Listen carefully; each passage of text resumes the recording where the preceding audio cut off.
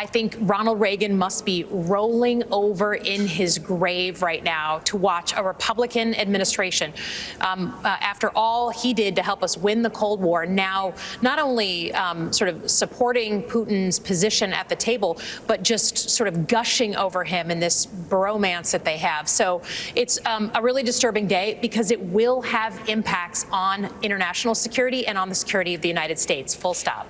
Can you explain that to us? How does that impact our ability to protect ourselves? How does that impact intelligence sharing? How does that impact what our allies will share with us? Sure. Well, it certainly, I think, makes them hedge. And we saw that in Europe this past week. Again, the European leaders were like, look, we usually take our cues from the United States. We usually come to you first. We usually push off if the Russians want to make a deal with us or the Chinese want to make a deal with us, because we'd always prefer to be working with you and take our cues from you.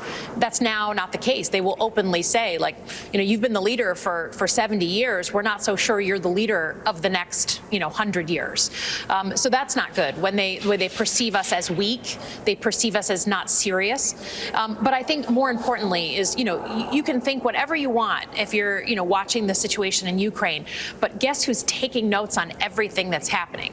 The Chinese government. The Chinese, which are our major competitor, they're looking and they're basically saying America just doesn't have the willpower to actually defend when a democracy is invaded. That's important for us to know because maybe we're interested in taking over territory like Taiwan. So I just think it's not just about Ukraine. It's about the signal it sends about America retreating from the world and being totally fine to cede leadership to places like Russia or China.